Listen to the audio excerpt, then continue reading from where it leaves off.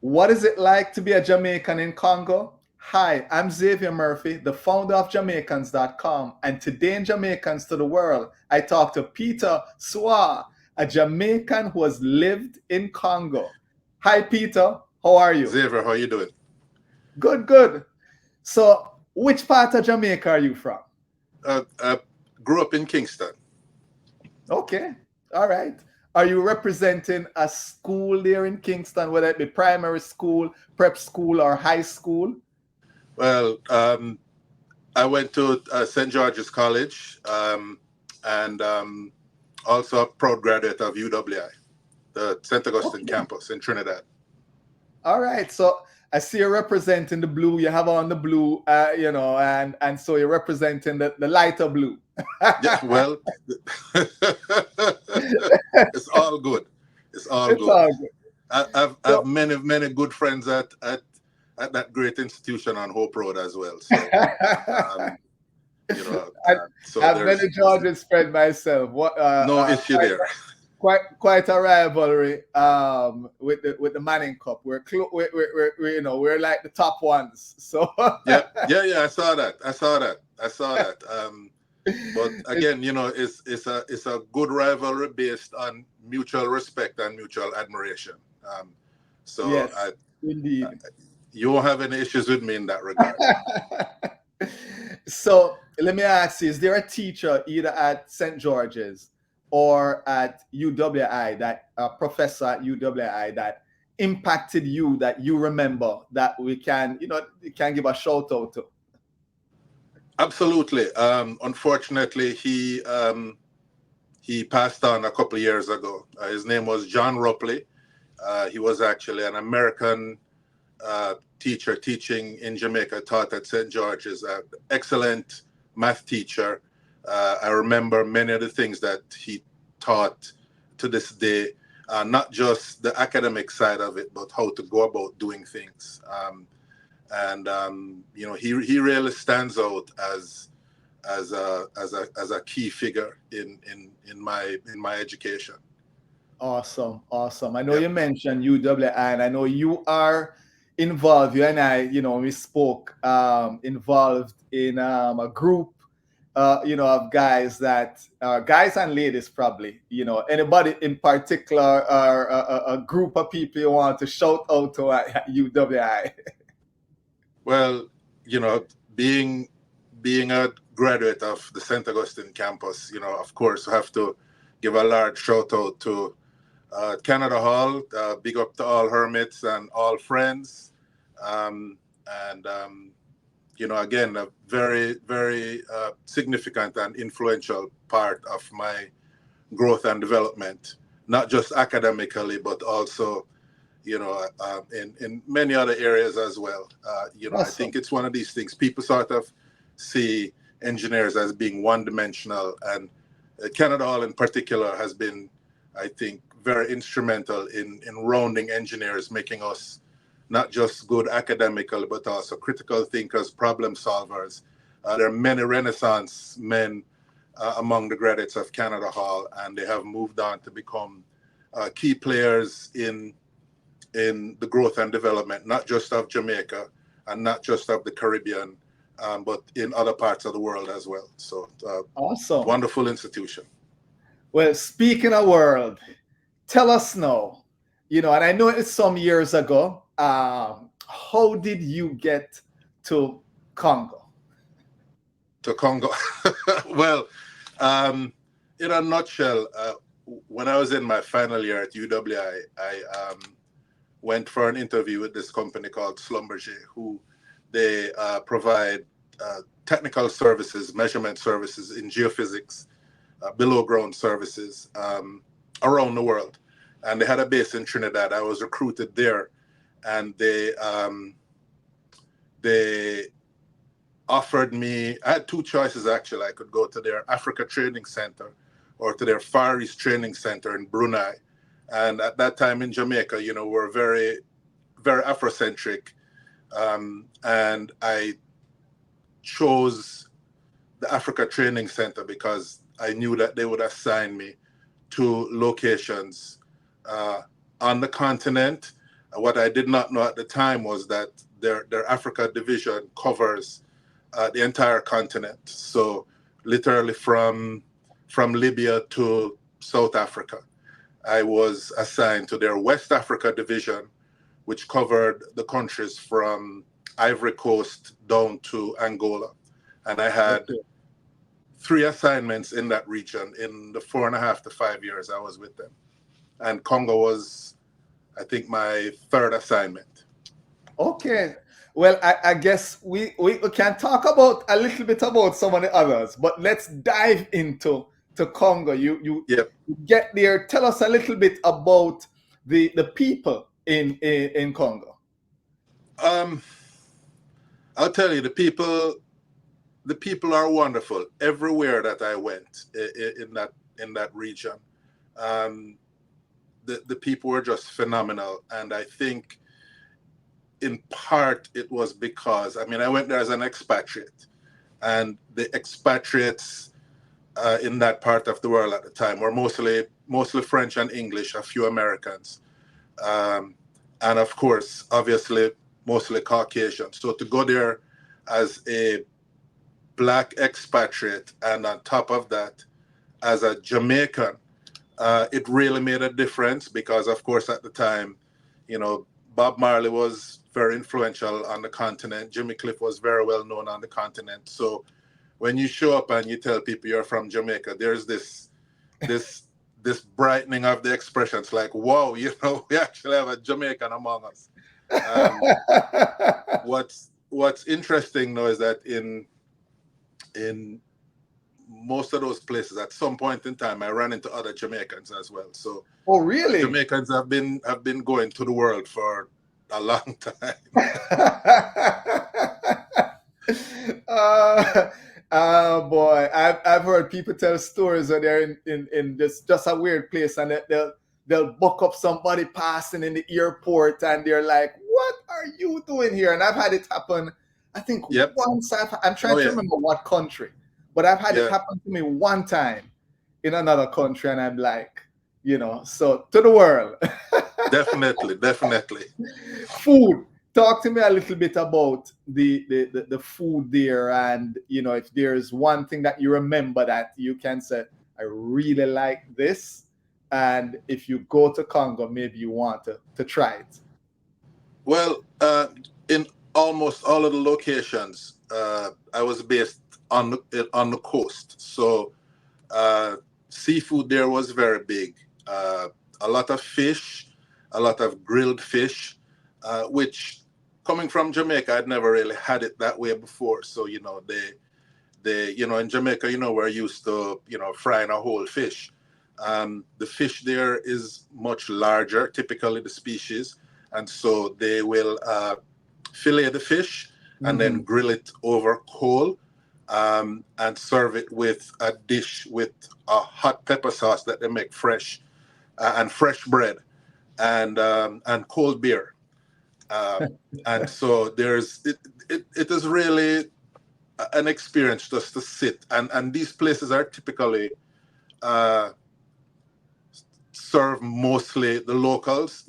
One of the things as an expatriate is that you tend to find yourself in an expatriate way of life, and the expatriates tend not to mix too much with the locals, certainly Okay. not socially that much. Mm. And being a Jamaican, and getting the type of reception that I got from the locals, and also of course, being naturally curious about the way of life in Western Africa. So I was always reaching out to people to experience different things, and the people were very appreciative and receptive of that. And so they would take me to places sometimes that the typical expatriate would not go to. Right. And some of the best experiences I've had, I've just been having meals with not even my local counterparts, because again, as an engineer, I had like a support crew who were like technicians and mechanics and so on. And those guys sort of helped me do my job. And so in return, I would go out with them to their parts of where they lived and try to get away from the typical expatriate Right, right. environment, which is mostly French and European food, and try to experience more of the local environment, the foods, have some local experiences, the music, interact with the people and things of that nature. And just the opportunity to go to places that the typical expatriate would not But I go to. never gone. Yeah, Wow. it was really Is a there phenomenal experience. And again, coming from Jamaica with this sort of heightened sense of Africanness, to really have the privilege, I wouldn't even call it an opportunity, but the privilege to experience that was really um, a wonderful experience. good, good. So you talk about, you get to go with the locals and see. Is there one experience that you can remember? Maybe it's a local site or something that you remember that sticks, is etched in your mind from Yeah, that experience. yeah. I remember one occasion. I mean, to this day, my crew chief, he and I became very, very friendly, we because we work together very closely. And I mentioned to him that one of the things that I would like to do is to go to uh, a village. Now, in many of these countries, you have, the people live in the countryside, they live in villages, and they come to the urban areas for work. And as it turns out, my crew chief came from a village not too far away from the city where we're living, and the city was called Point Noir. It's on the coast of Congo. And so one Sunday, he arranged and my wife was with me at the time, arranged for us to go to this village. And when we got there, I discovered that his grandfather was the chief, and Wow. and I expressed to him my deep appreciation for having us come and visit him in his home at his village. And I said, this is something that, we hear about and we see in movies and things of that nature, and to actually be a guest in a real village was really something that I it was beyond what I had anticipated. And then he Awesome. turned around and said to me, well, we were the first foreigners ever to visit his village, um, Oh. which I had no idea, and so we were kind of local celebrities for the afternoon, and they brought out palm wine for us and all of these kinds of Oh, things. wow. And was really far more. I mean, I figured we'd go and we'd have a meal and maybe meet some people, and they Right. really treated us like honored guests. And I explained to them that the honor was mine. Again, coming from Jamaica and actually having this real authentic experience really meant a lot to us, and I found out by surprise it meant so much to them as well. So it was a really Wow. wonderful time. So, was there any local customs that you kind of came upon or saw that you found interesting there in Congo? um I'll tell you this, the thing that surprised me the most was actually how similar, when you look at rural life, and granted it was a limited experience, although in some of the other countries I've had the opportunity to go out into the countryside more. And the thing that really struck me was how similar, uh, for want of a better expression, the vibe, the mood, the feeling, the interaction between Right. the people. You get this, you really have the sense of being at home and you're not in a strange place. And Okay. the people were so welcoming, and so wonderful. I I again I I know how they respond to the typical expatriate, and I Right. know Right. that the experiences that we had, a typical European expatriate probably would Would never not, have. not Yeah. and So again, it was just a real privilege to have that experience. is there a spot or a place? I mean, going to the village, awesome, awesome. But is there another spot or place that you say, if you get a chance to go to Congo, go check this out, or it might even be there's an event that happened while you were there and you're like, this celebration was just so colorful or just so awesome. You have to check it out. Any recommendation, suggestions? Off the top of my head, I can't think of any because, again, most of the time I was working, very hard. I was putting in, 6 day a week working hours. I was away from home quite a lot. I worked a lot on offshore platforms. So Okay. I can't put my finger on any single event, but I would say this again. I think, again, in Point Noir, which again is not the capital, obviously, but the city is divided into, there's a central business district, there is a residential district where the expatriates live, and then there is what they refer to as the cité, which is where the Africans who live in that urban environment live. And it's a completely different world from what you will see in the central district or even in the expatriate parts of town. And I would recommend to anybody who goes to any of these countries in Africa to ask someone to take you to see where, for want of a better expression, the real people live, so that you can see it for yourself. I think what it has done for me, what that experience has done, and in all the countries where I've been, I've had similar experiences. I think what it has done is really give me a sense of perspective, a sense of grounding, and a sense of affirmation. That it really gives you a sense, a true sense of who you are as a Jamaican in the African diaspora. It's Okay. hard to put into words, but No, I've no. experienced it in other places as well. It, Um, I, and yeah, it's I tell everybody, if you get an opportunity, I've been on the continent 3 times, um, and there is no way to describe the feeling. There really yeah, isn't. There's just a sense of belonging. There's yeah, just a definitely, vibe that you can't describe. You just say you have to go. That's pretty much it. yeah, You know, you just have to go. And yeah, once you go, then you'll understand the thing that we can't really describe. yeah. Well, to put it in perspective, from time to time, I'll bring friends to Jamaica, and there's so many people who come to Jamaica for a vacation, and they stay in an all-inclusive, and they never experience anything outside of the hotel. And they'll go back and tell their friends, "Oh, I've been to Jamaica, and it's such a wonderful place."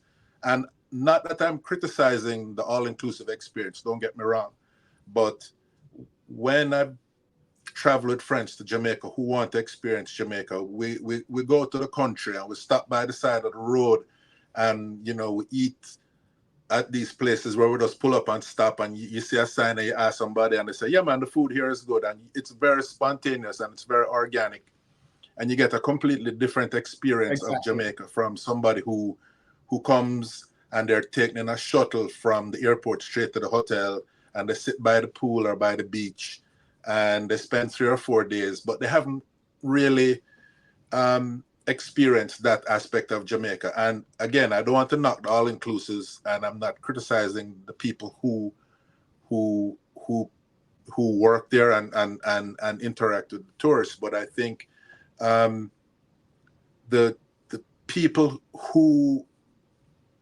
do not run into visitors on a regular basis in Jamaica, I think have a different perspective and a different type of approach. And it's very welcoming. And that's the kind of experience I had when I was in West Africa. All right. So tell us about Yeah. some of the other countries that you have worked in, whether it be in Africa or it could even be Europe. Some of the other places. Yeah, well, um, my first assignment in West Africa was actually in Cameroon, and I was there for almost 2 years. And we could have talked about that. That was probably my best experience, but I understand that one has been covered already. But Yeah, Cameroon but was, you can tell us a little bit, in terms of, what it was like, what was, what was the food like, food culture, is yeah, is that was even closer to Jamaica than Congo. It was funny. They speak a version of English there that they also speak in Nigeria. That's very similar to Patois. And I was surprised at how easily I was able to follow a conversation between two locals. The Cameroonians are wonderful, fun-loving people, great hosts, great food. Again, the same thing, with the fish. They also have a dish called endole, which is made with green leaves and shrimp and peanuts and saltfish all mixed up together, kind of in a stew. We used to go and get that at least once every month. Take the local crews and we'd go out and find a spot, and we go have some endole. So, and Cameroonians love to party. Wonderful, wonderful people. Just music and dance and having a good time. Just like us. all right. And which other country you want to highlight? Because again, I know you have traveled quite a bit as a engineer. Yeah. So which other countries? I was also in Angola during the war. Oh. Fortunately, I was in an area that was not close to the fighting, Mhm. but because of the security concerns, we lived in a fenced compound that was patrolled along the perimeter. You couldn't go out without permission from the managers of the camp, and you had to go to a specific place, do what you needed to do, and come back within a certain amount of time. Um, that's probably one of the downsides of the experiences that I've had is dealing with the security forces, Mm. the police, um, not Mm. necessarily because they're a little, you never quite know where you stand when you have to interact with them, and Right. they Right. pop up at the least expected times. But again, being Jamaican helps because you're not necessarily intimidated by these people, and you understand that rather than throwing your weight around, if you try to be a little understanding of the situation and you understand where this person is coming from, a lot of times you can de-escalate a situation to where they will go, okay, all right, fine, never mind, go ahead. um, Good. Lots of times, coming through the airport and customs, those guys are looking for things to take away from you. And I used to travel with reggae music cassettes. And so the guy would, customs guy would open up the bag and he would see a reggae music cassette. I said, "Oh, what's this?" I said, "I'm from Jamaica." I said, "Really? Oh, Jimmy Cliff, Bob Marley." And I said, "Would you like one?" "Yes, by all means." And that's the end of that. So you're there distributing the music to the world, the reggae Well, music. the music was already there, Right. it's just Right. that maybe not to the level that, I mean, again, this is, back when those things were not as readily available. There was no internet then Right. and all the rest of it. So, Right. Right. um, so these guys were always grateful to receive something like that. Because again, it's something out of the ordinary. Right. Right.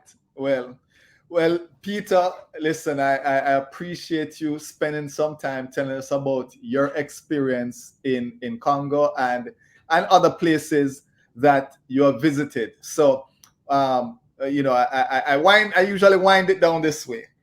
So you get out the plane at whichever airport in Jamaica, whether it be, well, there are three now. Hmm. um, and you get off the plane, you get out the airport.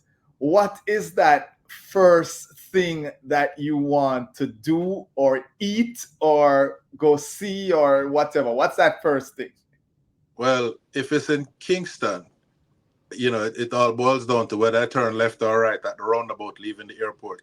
If we turn right, then we're going to Gloria's. If we turn left, then there's a Devon House patty and a June plum juice. All right. So it almost sounds like you have a Montego Bay thing you do too. But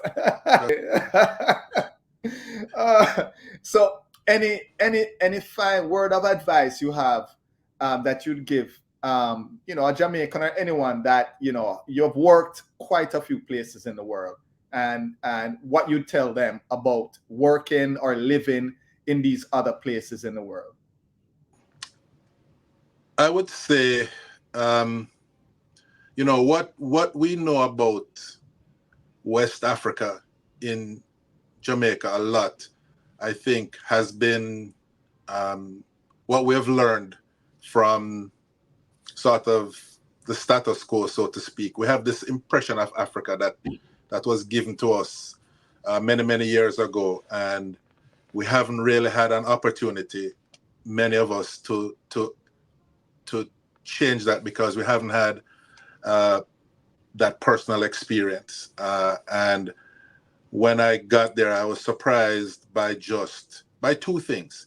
One, how similar the people were to us in terms of temperament and behavior and warmth and all the other things that make us who we are as Jamaicans. So that was a very pleasant surprise. The other pleasant surprise then was just how developed the place was compared to what we had been taught in school about Africa, and that was a surprise. But it allowed me then to say, okay, well then this is good, and let's see what else there is to learn. I mean, by nature, when I travel, I tend to be curious. I want to Right. interact with the people, find out what the real deal is, so to speak. Right. And Right. so I would suggest to anybody who's going, don't be afraid or hesitant about going. But it would be just like the same advice you'd give somebody going to Jamaica. Go with your eyes open, but be smart about what you're doing. Right. But by the same token, be open to these experiences and these interactions, because these are the little things that make that sort of travel so much better. And Awesome. you will find that it's a far richer experience than you anticipated.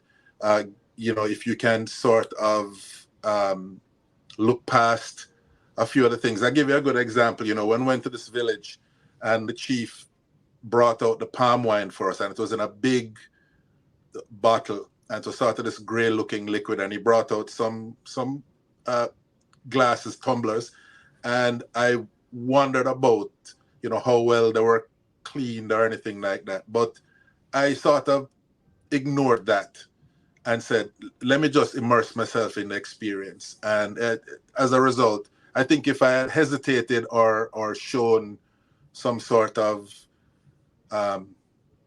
Yes. reluctance to try it, it would have been To- a different experience. Yeah. totally, Yeah. totally Sometimes get it. you have to By the suppress that bullet. natural tendency and go with it. Yeah. Yeah. We I And was in a market in Ghana, and yeah. same thing. I'm like, if my tendencies were, they were giving me something to taste, and I was like, in your mind, but I was like, I'm going to offend if I don't taste this thing, Yeah. and so you have to put that aside. And listen, I didn't die, I didn't get sick. The experience was a great experience, rich Yeah. experience, Yeah. so that's how you have to do it. So Yep. the last question: do you remember the greeting when your folks from Congo met you, or the goodbye? Do you remember the words they used? And that is how we'll end. Yeah. Yeah. Well, of course, everybody there spoke French, so it was always bonjour and au revoir. Okay. Um, yeah, So but it was always au revoir. It was never adieu. okay. So Adieus when you're never going to see somebody again. It was always au revoir, which is we'll hope to see you again. All right.